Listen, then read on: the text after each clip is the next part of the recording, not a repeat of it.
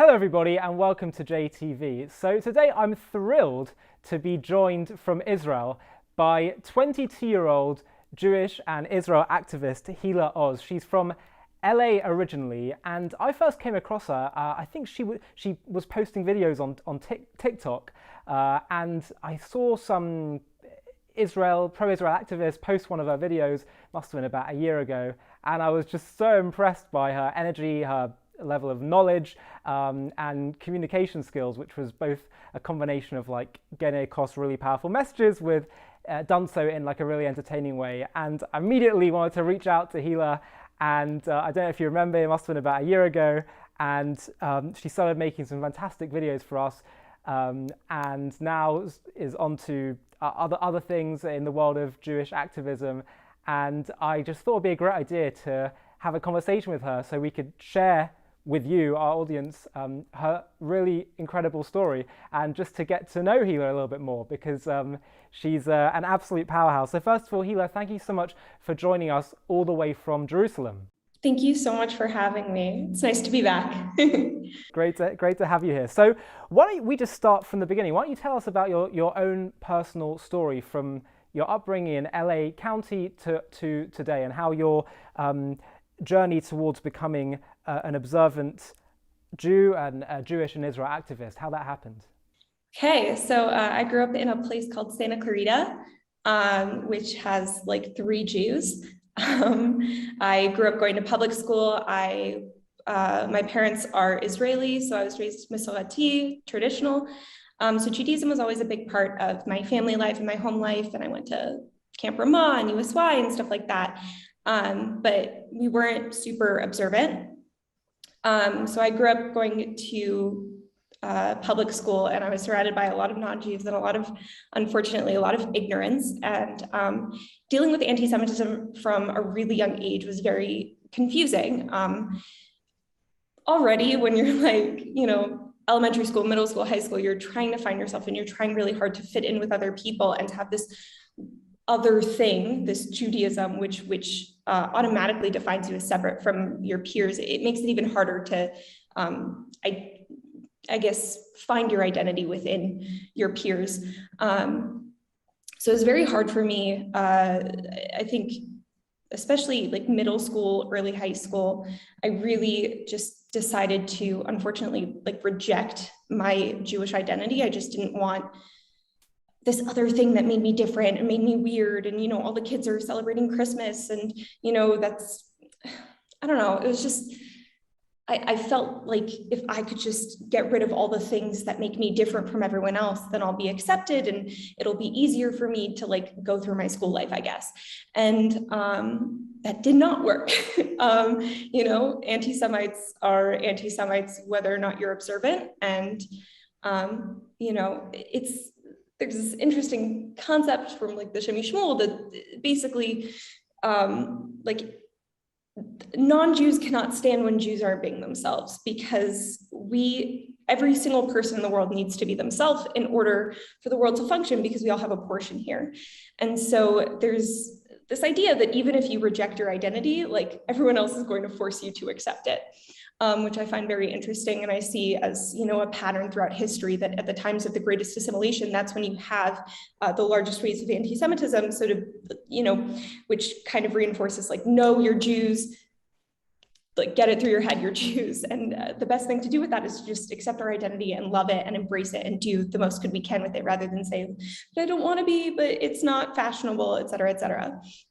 So, I was dealing with a lot of anti-Semitism, and obviously being a preteen is like the worst.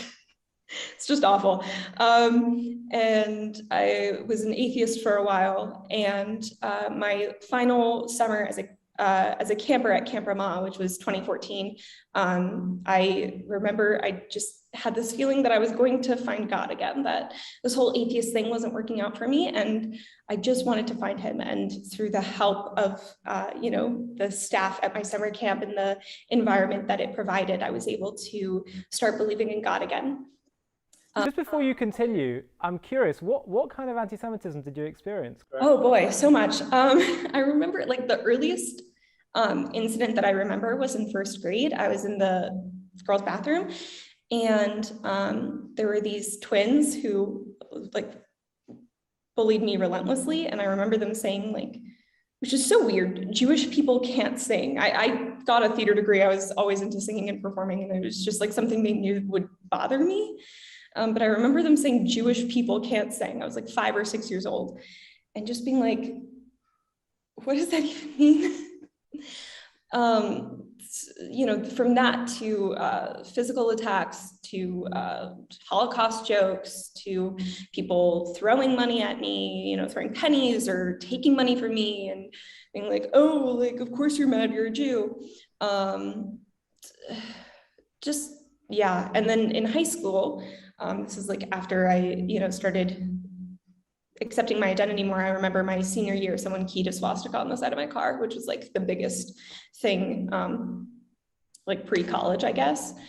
And I didn't even notice it until like my dad pointed it out, because it was on the passenger side of my car, and he was like, what is that? And I saw it and I was like, I didn't even know what to do about it. And I'm curious, how did this make, I know I'm cutting in a lot into your story, so forgive me, but how did these incidents make you relate to being Jewish?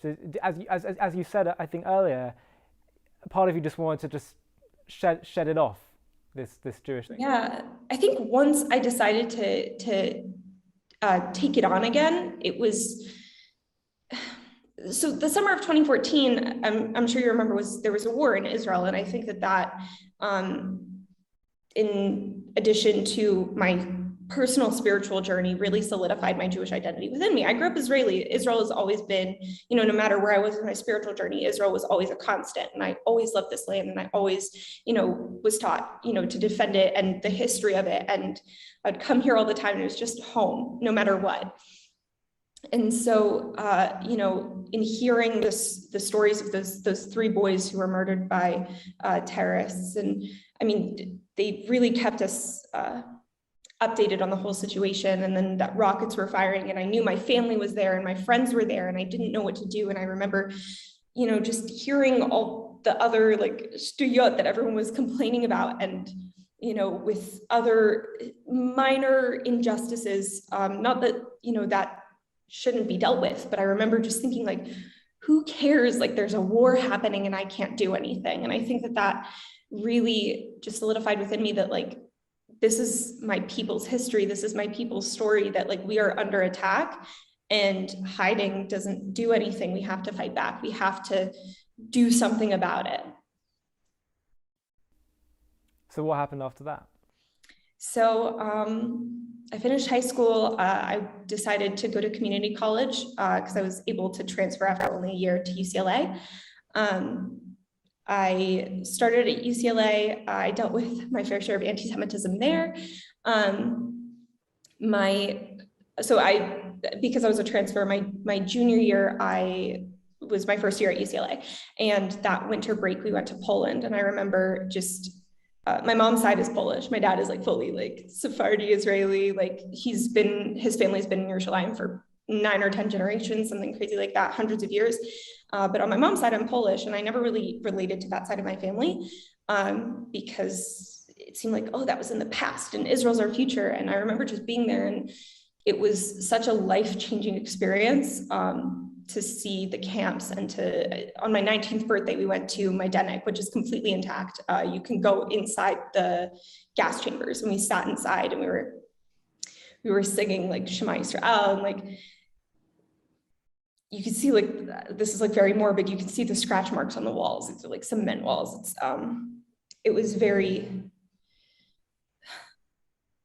and I remember seeing, there was a girl on my trip who grew up like modern Orthodox. And, you know, this is without any judgment, because it was, you know, it's a very difficult trip to be on, and we're all on our own journey. But I remember she was like, you know, how can God do this? I can't believe in a God that would do this. And I remember as I was watching her, you know, explore that, and, you know, I don't know where she is now, and I hope she's okay in whatever path she's on. But I remember thinking, like, if this measure of evil can exist, then this measure of good can exist too. And we have to find that measure of good and do it. And this is like, so I think this is kind of whatever. I grew up in LA. So I remember the like my takeaway, or one of my takeaways from this trip, was I no longer wanted to get a nose job, which sounds like super superficial, but for me, it was a really big step in, accepting who I was as someone of Middle Eastern heritage, someone of Jewish heritage, and someone with different features than, everyone else who I went to school with, which was super white and Christian. And I remember just, coming back and being like, everyone's beautiful in their own way, but like, why would I want to look different than what I am? Why would I want to look specifically like the people who tried to kill me? So I took that home with me, and I was like, I guess, on fire with inspiration, but not yet to the point where I was actually like becoming more observant, I guess. And that summer I went on Birthright with my older sister, Adi. And after that, we went to Berlin for a week. And that was kind of another eye-opening experience. I mean, we were kind of there just to vacation, but we could still see, the rise in anti-Semitism there. We could see how people were mistreating monuments to the Shoah. There's a beautiful monument to the murdered Jews of Europe, and it's outside, and it's these different blocks of like different heights. And it's this really, to walk through it, it really gives you this emotional reaction. And then people are using it to take like these Instagram photos and like looking really sexy and like posing and super inappropriate and running on top of the monument. And I've often felt in those cases, they just don't know what it is. Yeah, except for the signs all around that said like the monument to the murdered Jews of Europe. And I remember my sister going up to them and being like, hey, this is for all the Jews who were murdered, like knock it off. And I was like, yes, indeed. And I was like really proud that, she's my older sister and she was really fighting the fight. And then again, we were at the Jewish Museum in Berlin, and people were, again, taking inappropriate photos in another monument to the Shoah. And I remember the first floor of the Jewish Museum is like all about the Shoah, and it's this beautiful, like all of the horror. It was like really well done, it was really, you could see how much time and effort and thought was put into it. And I was like, this is a really good exhibit. And then you go to the second floor and it's like, but the occupation Palestine and those Jews conquered the land and stole and this and that. And I'm like literally watching them. It felt a lot like, what we did to the Jews was bad. Okay. But like those dirty Jews, look at what they're doing in Palestine. And I'm like, it was just so not only false, but inappropriate. And it was just taking away from what they did. And it seemed to be a tactic to kind of divert blame. I heard a great line, I can't remember who said it, that Europe never forgave the Jews for the Holocaust, meaning it made them feel guilty towards the Jews. Yeah.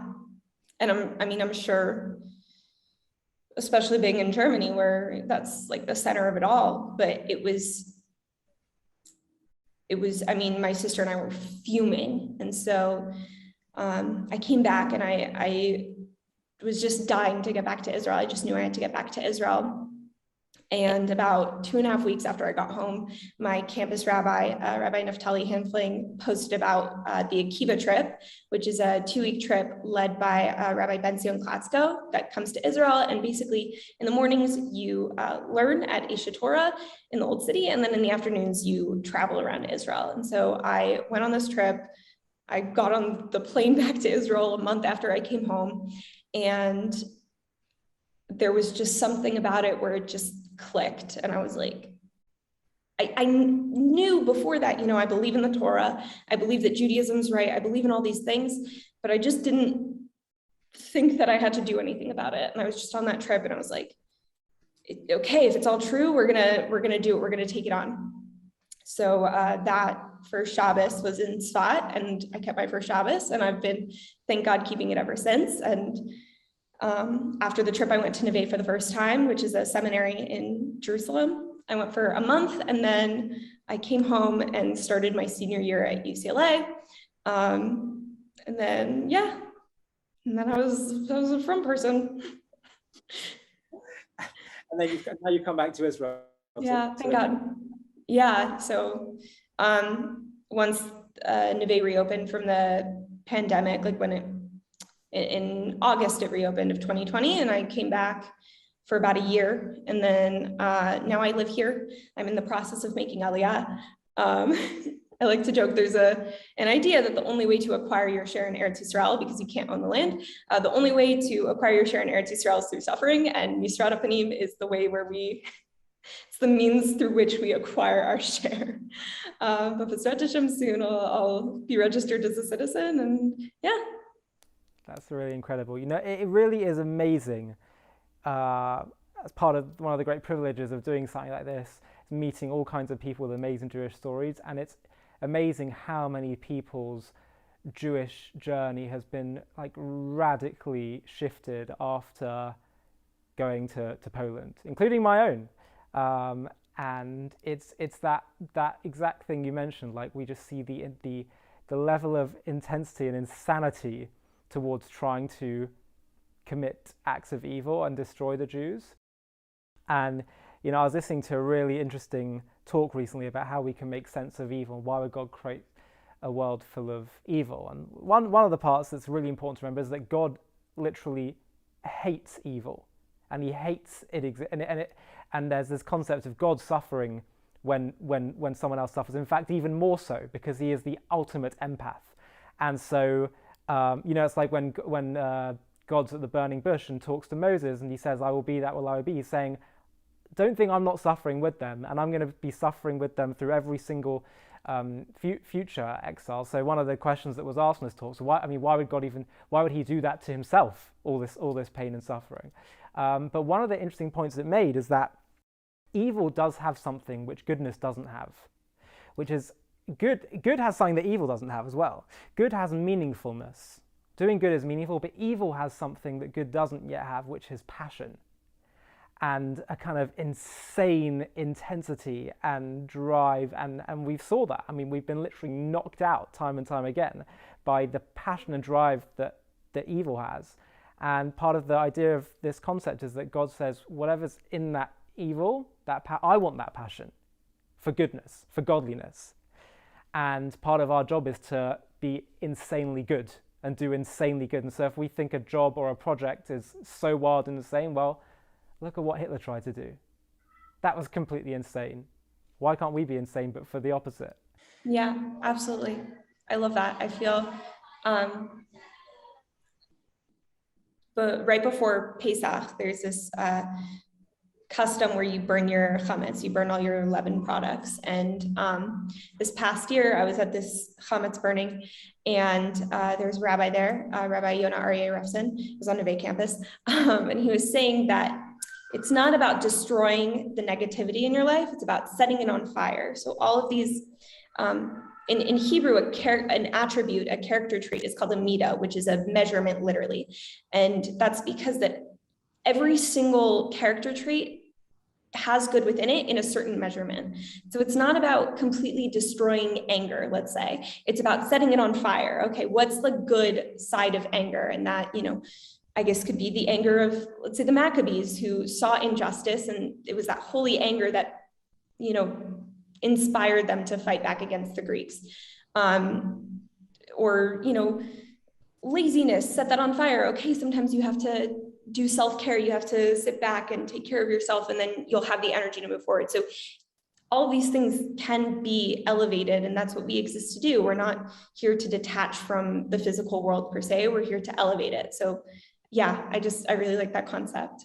Absolutely, absolutely. So following on from that, what do you think? I mean, you're dealing with Jews from all kinds of backgrounds in the work that you do now. What, from your experience and your own journey, are some of the biggest misconceptions that people have about Judaism? Oh my gosh, so many things. I think that if you're growing up in a Christian environment, as many of us do in America, we tend to put Christian concepts onto Judaism, and we don't even realize we're doing them. We're doing that. For example, the concept of purity versus impurity when we're talking about Tuma and Tahara. I was recently having a conversation about family purity, which is, I don't like the words purity and impurity, but for semantics sake, that the word impure, to to describe a woman who is currently Nida, who's on her period, is just not true. It doesn't mean that she's dirty. It doesn't mean that there's anything wrong. It's that there's a cycle of potential versus lack of potential. And that's all that means. It's not that, oh, she's dirty because her body does a totally normal thing. It's completely neutral. It's just, okay, right now, there's no potential to create life, and that's okay. And in 2 weeks, the potential will be back. And that's with everything. Tumen Tahara are always cyclical. I think that I guess the views of gender, especially coming from the Western world, which sees feminine work as inherently less than. So even within, and I call myself a feminist, I identify as a feminist, but even within the Western feminist movement, a lot of it is devoted towards telling women to act like men because of this, internalized misogyny that anything feminine is inherently less than. So being a wife and a mother is inherently less than, being a caretaker is inherently less than. And we're talking about things like, the pay gap. That's because women tend to, and then people will say, oh, that's because women tend to work in lower paying jobs. I'm like, no, that's because we value feminine work less. So teachers, which are probably one of the most important professions to a functioning society, are paid very little. Whereas, I don't know, Wall Street or whatever, that's more higher paying, that's more masculine. So yeah, I don't know. How would you define Jewish femininity? What does it mean, and how do some people misconstrue or misunderstand what Jewish? Yeah, so I think the first thing is that your soul is not male or female, which I think is very interesting. I heard this from my rabbi recently. The soul is not male or female. The soul is a piece of God, and God is not male or female. The body is male or female. And within that, every single body is masculine and feminine in different measurements, in different amounts. And there's nothing wrong with either. In the Tanakh, even, we have, men who are described as very feminine and women who are described as very masculine. I think the greatest example of this would be Dinah and Yosef, who switched wombs. And so Yosef was supposed to originally be a girl, and Dinah was supposed to originally be a boy. And because of this whole, whatever, not getting into it, Yosef is described as very feminine and Dinah is very masculine, and there's nothing wrong. And they're both very righteous, and they're both, great figures in the Tanakh. So to understand this, it kind of goes into the Kabbalistic concepts of the giver and the receiver. And so the giver is a force which gives infinite potential, and the receiver takes that infinite potential, extracts a bit from it, and creates something that's infinitely greater. And so this can, obviously, you can see how this concept exists within the process of making a child. So there's infinite potential, an extraction of a single within that infinity to make something that is infinitely greater than what it was before. And so that's masculine and feminine.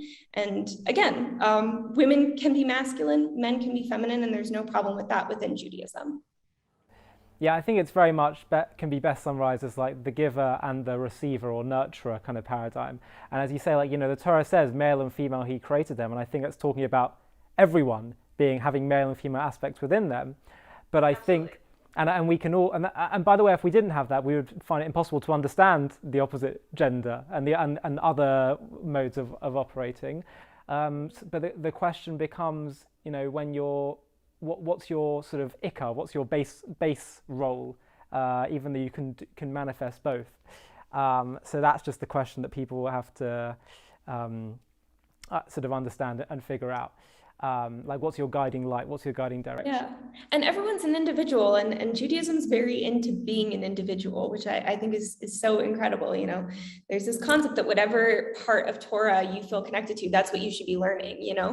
And that applies for every single person. Again, this whole concept of if you're not being yourself, whether that's on the community level or the individual level, the world is missing out on something. Hashem put you here for a reason, and you're a piece of the puzzle, so to speak. And would you agree with me that part of the religious world has missed this idea of individual autonomy and self-expression, and that there's a little bit we're going a little bit too much into the kind of like one-size-fits-all approach of being religious. Now, I know there are objective standards of halacha and mitzvot, but for example, when it comes to like learning, as you mentioned, a lot of people think like, well, the gold standard or the only thing I should be learning is Gemara. And of course it's important, but there are some people who, I mean, what would have happened? There would be no Rabbi David Foreman, I don't know if you know his stuff with Aleph Beta, produced the most phenomenal content that, I mean, moves me to tears, his level of connections that he finds within the written Torah.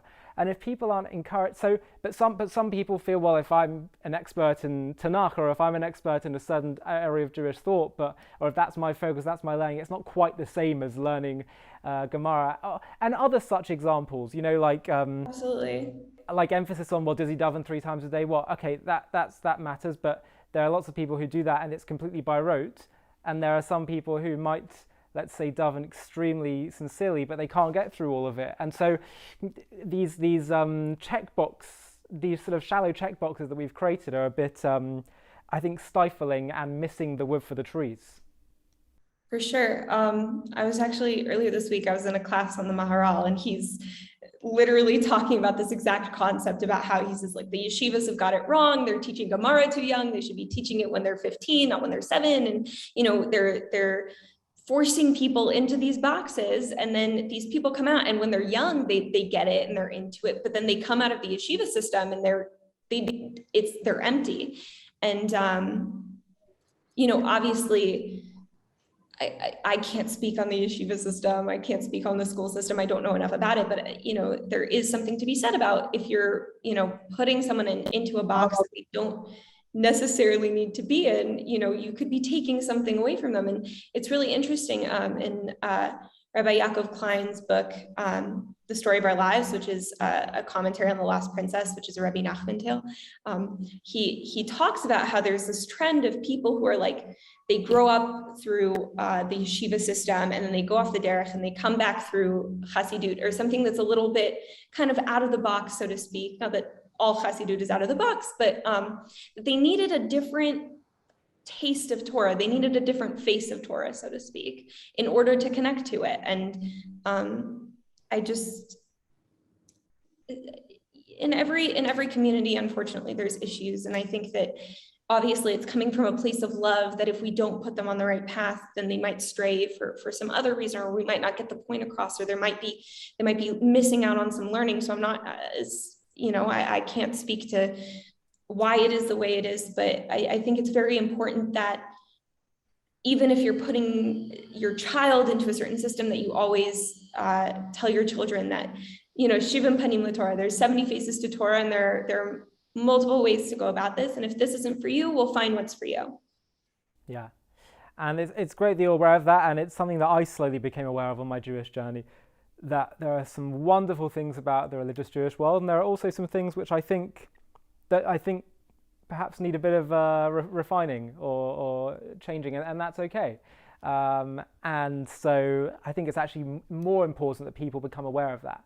And we're never talking about Judaism, we're just talking about sometimes social norms which have come about through Jewish culture and practice that, you know, can sometimes require a bit of a rethink. So I just think it's healthy for people to be aware of that.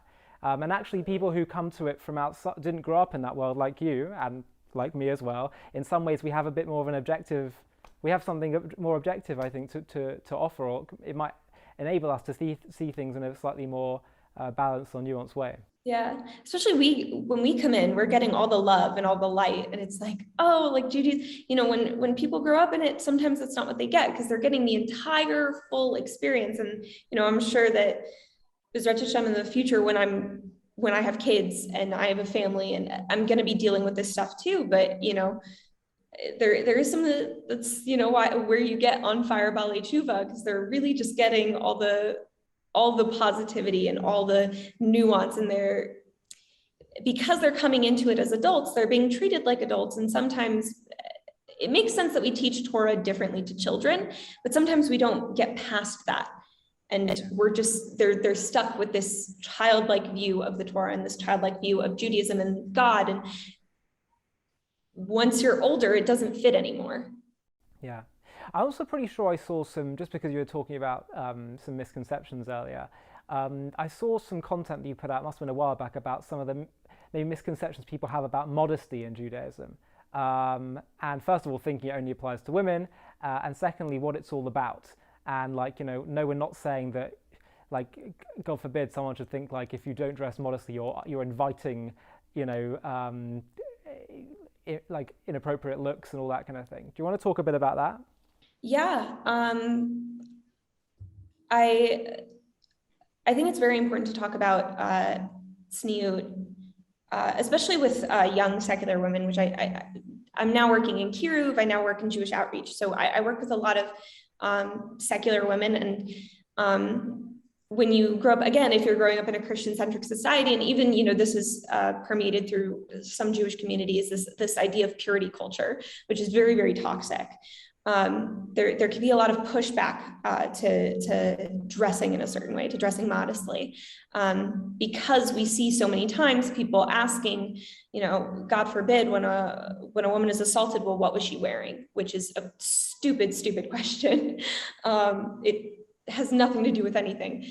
And so it's very important, first off, to say that men are obligated to cover the same things that we are.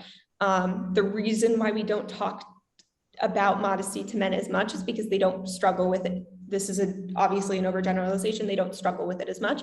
And on the other hand, you have Shmiras Einayim, which is guarding your eyes and not looking at things, not looking at nakedness, which women never hear about because we don't really struggle with it, whereas men do. So they do hear about it more. Again, this is an overgeneralization, but again, two sides to the same coin, basically. But I think when we're talking about stuff like tzniut and shomer negia, which is not touching a member of the opposite sex who isn't your immediate family or your spouse, people don't necessarily know that it is there to protect women. And they think that because women are seeking protection, then therefore this is victim blaming, which is not the case at all.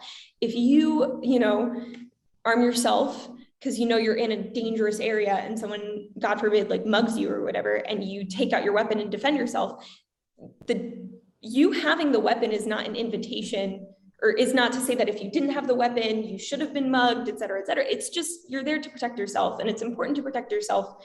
And those two truths can exist. You can protect yourself and know that it's not your fault if you do get, God forbid, assaulted. I think that, unfortunately, when you're hearing all these stories of women who say no, or they reject someone, and then they get either violently assaulted or, God forbid, murdered, it makes you feel as though you don't have the right to say no sometimes. And you feel like your agency and your ability to consent has been taken away from you in a sense. And so when you have this barrier called shomer negia, where it's like, it's not me, I'm not rejecting you, this is just the principles which I live by, I'm an Orthodox Jew, I just don't touch, it's not a personal thing anymore. And it gives you the right to consent, because if you feel under duress in some sort of situation, and most of the times when I talk to him and, I ask, have you ever been in a situation where someone was making a move on you and your brain is screaming no, and you just can't say no? Almost every single time, if not every single time I've asked that to a woman, she says, yes, I've been in that situation. It's a very unfortunate situation. And this is a barrier against that, because if you feel like you can't say no, then you can't consent. There's no way to consent if you can't say no. And so Judaism takes this idea that it's not until you're in a fully committed, trusting relationship that you can have real consent, because there's always that fear of violence or torture, or this is spoken about a little bit in the Gemara, because there's that fear that, like, what if he, takes this no and hurts me because of it? It completely takes that away, because the only way you're touching a man who you're not related to is if you're in this trusting relationship called marriage. Right. And what about like the on the flip side, the positive side of modesty, and it being, I had a great talk recently about it. In fact, it's not primarily about clothing. It's a certain frame of, I mean, it is, but it's not primarily. It's about a certain frame of of mind and frame of conducting relationships, which is that he actually asked a fascinating question. He said, why is it, and it actually cuts to the core of literally like so much of Jewish philosophy, believe it or not, because everyone, I'm sure you've been asked the question, if there's a God, why can't I see him? Why can't we see God? And it's Rabbi Manis Friedman who did a video of this, and he said it's because God doesn't want to be seen, he wants to be known. Meaning that if we were to... it's so good. But meaning that if we were to see God, we could see him, we'd be very impressed at how big he is, how smart he is, how all these kind of things. But then after a while, I'd be like, okay, I've seen him now, and that's it, I've got to know him, and we might lose interest. Whereas God is exquisitely deep and infinitely deep, and there's more to know, and also sensitive, and there's more sensitivity to build over time. And if we can't see him, then the intrigue remains there, and the ability not to just get satisfied with what is and what you've seen and move on, but actually to look deeper and go literally beneath the surface. And so that's what God wants of us, for having a relation with us, because he wants us to have an infinite level of connection and knowledge to him. But the same applies with human relationships. And the spirit of modesty is basically saying, if you're here just to get to know me at a very superficial level, that's not actually me. So if you really want to know me and get to know me, then great, but we're going to have to, it's not just about what you see at a surface level. I want to really go deep and connect. Absolutely. Another thing that has modesty as kind of a standard for it, which I don't think we think about a lot, is the Torah itself. We think, oh, it's the best book, it's given by God, we should just have it all rolled out so that we can see the whole thing at all times. And that's not what we do. For the most part, the Torah is dressed in beautiful clothes and wearing its little crown, and it's in its place, and it's only at specific appropriate times where it would be beneficial to our relationship with God that we uncover it. And even then, we don't usually uncover the whole thing, only bits and pieces. And it really is about, it all goes back to Gan Eden, where, in the beginning, Adam and Eve were naked, and it wasn't until the sin that they felt the need to cover themselves. And that's because they went from being mostly spiritual beings to mostly perceiving spirituality to mostly perceiving physicality. And so if I am showing my body, you are seeing what you see. You're seeing the physical form. And when I choose to cover it, you are forced to see the spiritual form. And this is why in Judaism, we don't believe in covering the face, and we don't believe in covering the hands. We think that those are important to keep out, because this is how, we're Jews, we talk with our hands. This is how we express our soul, is through our face and our hands. And so we leave those uncovered. But everything else, I want you to see my soul, not my body. And I want to be recognized as a soul and not a body. And especially growing up in a place like California, where, a lot of the emphasis, especially as a young woman, is on how you look, and is on how it's on how much men want to look at you. It's very much about objectification, and unfortunately, that has turned into auto objectification. We believe that because men objectifying us is bad, but us objectifying ourselves is somehow liberation. It's not. It's just us deluding ourselves into thinking that because we made the choice to objectify ourselves, that we're liberated. But the true liberation is not being an object at all, is accepting that you are a human being and a soul, and trying to communicate to the rest of the world that you are a soul. And modesty is one of the ways to do that. What do you think, what would be your advice to people, especially if they grow up in especially body conscious societies, and especially if they're young and they're very vulnerable to these kinds of pressures? What would be your advice to someone going through that? My advice would be to, especially to young women, try for just a week to not touch any of your guy friends and to dress modestly. So you don't have to dress by like the Haredi standard.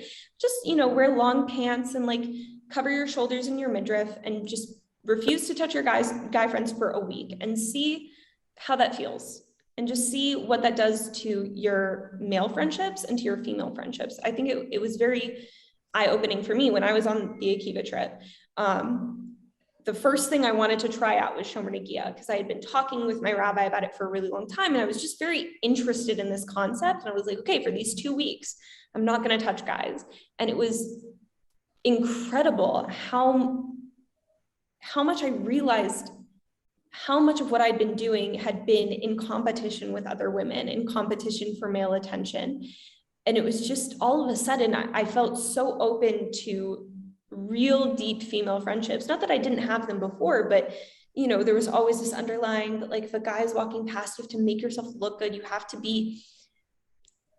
I was actually recently having a conversation about how in the Jewish dating world, people will recommend the people that they went out with to go out with their friends. So like, if it doesn't work out, they'll be like, you know what, you're not for me, but you should date my friend because you guys would be really good together, which is the exact opposite of the secular world. And that's because there's not this feeling of competition when you understand, hey, I'm here to find my Bashert, I'm here to find my soulmate, and there's only one. And if he's not my soulmate, good for him, let him go on his way. I hope he finds his soulmate too.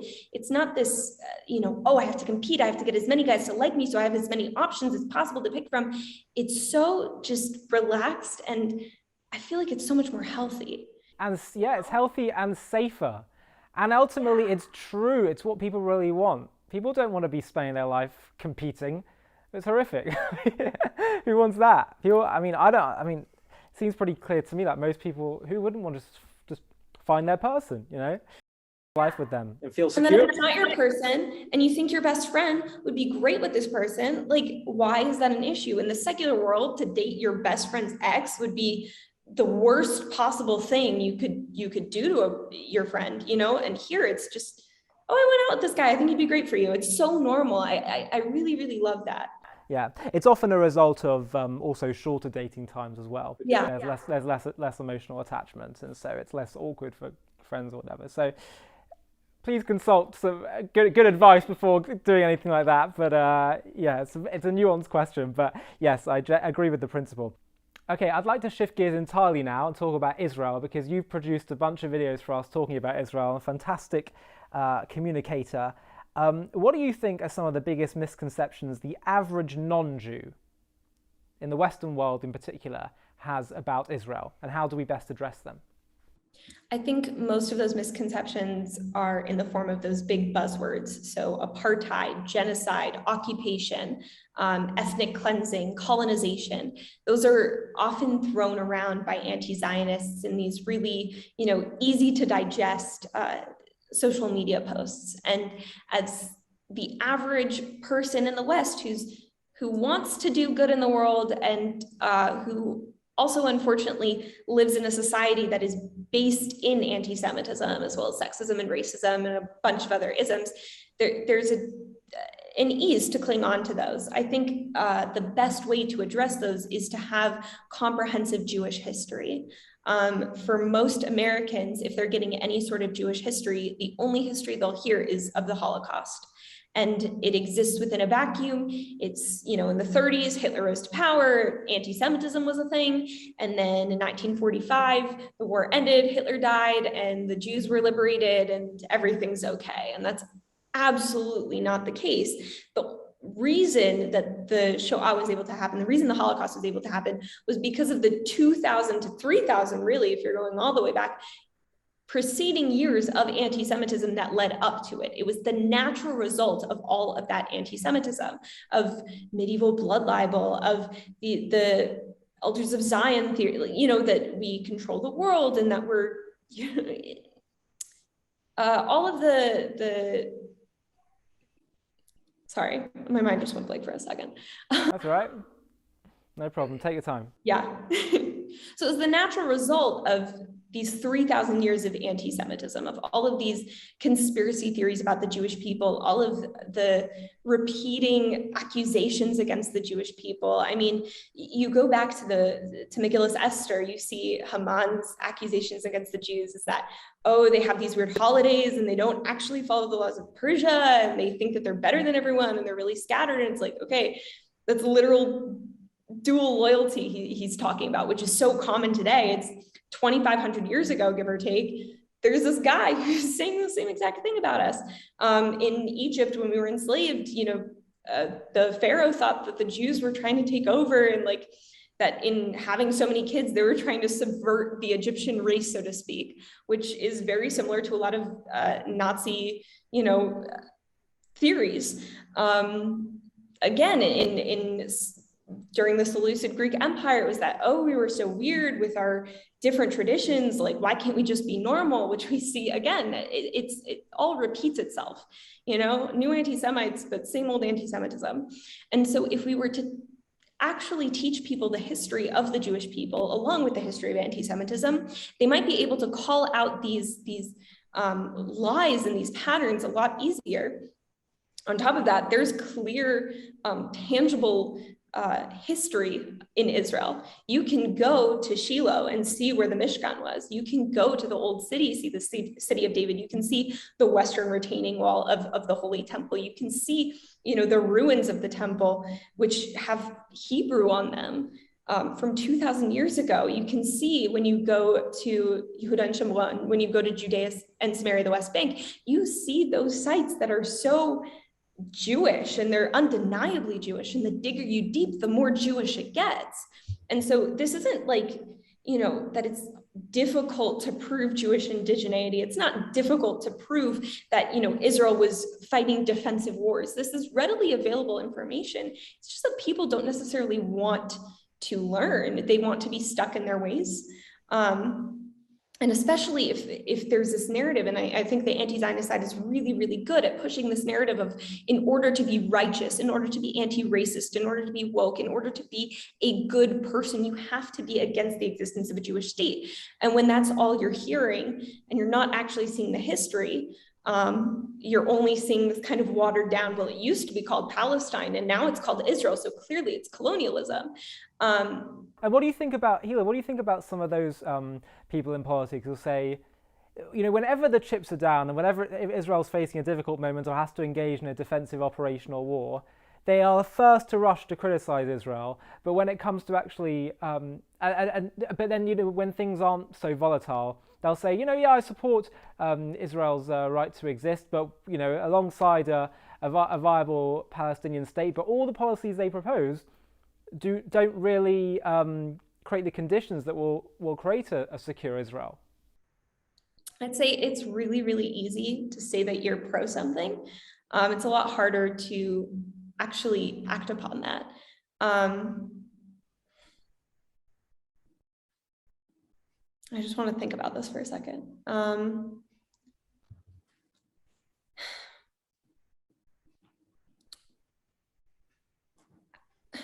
I think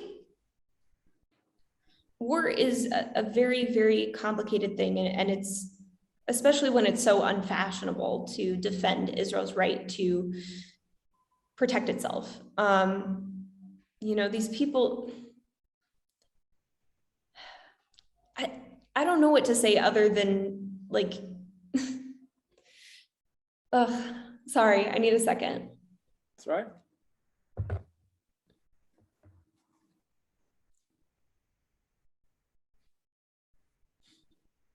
If you really want to be pro-Israel, you have to be pro-Israel in your actions. It's not something that's just, well, they can have a right to exist, but anytime they do anything to actually protect their existence, you're coming in with criticism. I think it's important to call these people out on their hypocrisy and to explain, why these measures need to be taken. I see, I've seen many people on the internet say that, I'm a Zionist, but I'm against the existence of the IDF. And I'm like, hello? So you think that we should exist until, inevitably the Arabs all surround us and kill us because we don't have an army.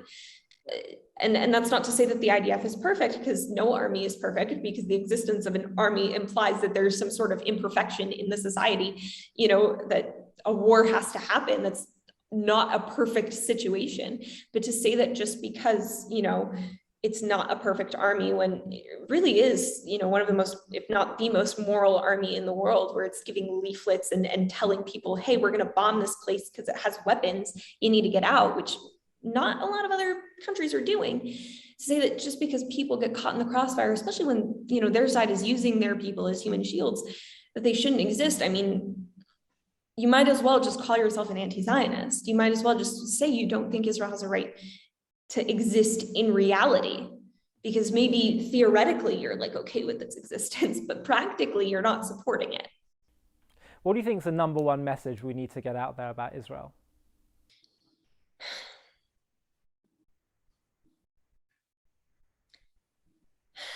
Oh, this is a tough one.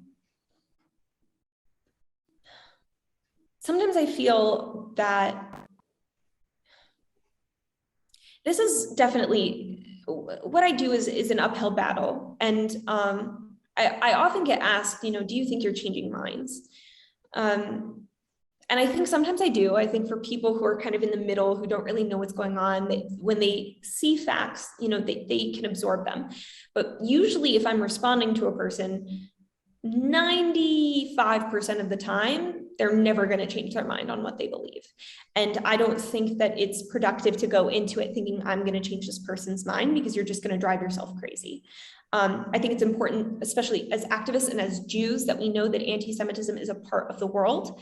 We should do, our effort to change it, but we shouldn't drive ourselves crazy that it has not been finished. I think it's in Pirkei Avos, it says, you don't have to finish the work, but you're also not absolved from working on it. We have to do our effort, but we can't think that, I alone am going to fix this problem that's been going on since the dawn of the Jewish people. People are always going to have negative thoughts about Israel. But I think what I am doing is again, there's those middle people who don't really know and they're being educated, but it's mostly about empowering other Jews. I think that the Jewish community is the safest and the strongest when we are unified and when we know who we are and what our history is, and that way we know where we're going. So I don't know if it's about, telling everyone like, here's the entire history of Israel. It's great to talk to people about the history of Israel. I love talking to people about the history of Israel, but I think it's so much more important to encourage Jews to know who they are and to be proud of their identity and to express it freely. Okay, so finally, very last question following on from that. If that's what we need to empower Jews, we need to know who we are. Who are the Jews? What are we? What does it mean to be Jewish? That's such a question. Well, you said that's what we need. So yeah, no, it's interesting. Of course, let's just caveat this, by the way. This is your, every Jew, I suspect, will give a slightly different answer. For sure. How would you frame it from your understanding? The word Jew comes from the name Yehuda, which was one of the tribes of Israel. And the story of that was, it was Leah's, who was Yaakov's less beloved wife. It was her fourth child, and she said, and this time I will thank Hashem. And for her three previous children, she was saying, Hashem answered my prayer, and he heard my cry, and this and that.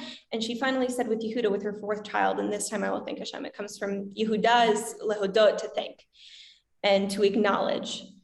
And I think that is our essence. At the same time, Jew denotes a national identity. Jewish means a person who comes from Judea. The word for Judean and Jew in Hebrew are the same word, Yehudi.